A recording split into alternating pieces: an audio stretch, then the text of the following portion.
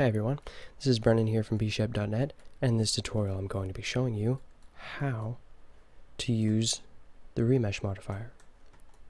So let's go ahead and delete this cube and add in a monkey. So I'm going to add to this monkey, I'm going to add a remesh modifier.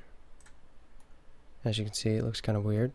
When you first add it, that's only because blocks is the way to go. No, but it's just probably depending on what type of object you have. So I'm probably going to do 8, which is a good amount. You want to do very detailed. So you can, what I did in my animation is I just changed the scale. I animated the scale. So you keyframe, like you can in Blender, you can keyframe pretty much anything now. Or actually you still could, or you could in 2.49. Alright. So if you do 1, scale 1, which is, it only goes up to 990. So if we go ahead and animate it, we start from scale, let's just say scale, go to scale 0, and click I on your keyboard with your mouse over whatever you want to animate. So you put your mouse over scale, press I, and now it's keyframed on frame 0. So now let's go ahead and put it on 60 and go to 5. Oh wait, not 5. Let's say 0.1, or no, 0.5. Go ahead and press I again. Make sure you're on keyframe 60 or a different keyframe than 0. And now you can see it animates. So it starts from nothing and builds to a scale of 500, 0.500.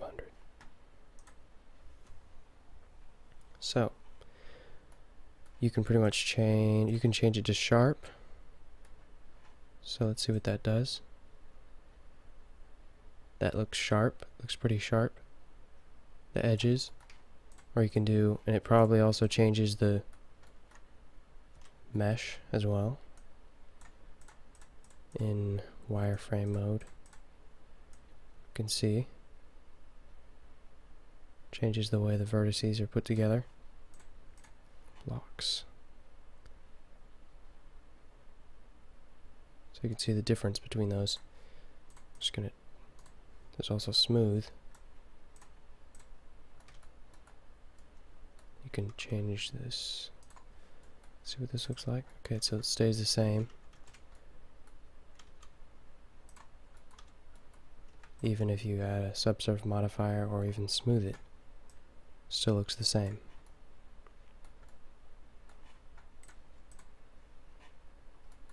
And that's with this. So that's pretty much what you can do. You can animate anything, any of these. So you can do arc-tree depth. I also, for the animation, the text animation, the remesh test, I animated the removed disconnected pieces. So all you have to do is keyframe this. Let's just say 0, keyframe, nothing, and then 20, keyframe it in. So you set it on at keyframe 20. Can't really see a difference. So maybe let me do the opposite. I think it might have been the opposite. But it's probably not the same with an object like that. I'll just go ahead and show you with text. Add a text. Rotate this. Let's change the extrude to 0.1. Okay, let's add the remesh modifier.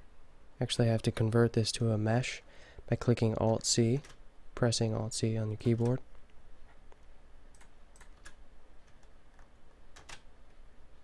Mesh from curve, meta-surf text. Click on that. And now it should be converted to a mesh, so if you go into edit mode, it becomes a mesh. So, let's go ahead and add the remesh modifier. And now if you change the scale, or you click blocks, change the scale, then you can see it does exactly what I did when it has removed disconnected pieces. But I animated it so that it changes, so it actually shows the whole text. And I used the octree depth of 8. So I animated this, and it changes from nothing to text. So I animated, let's start from 0, frame 0. I probably did about 100. Set the frame.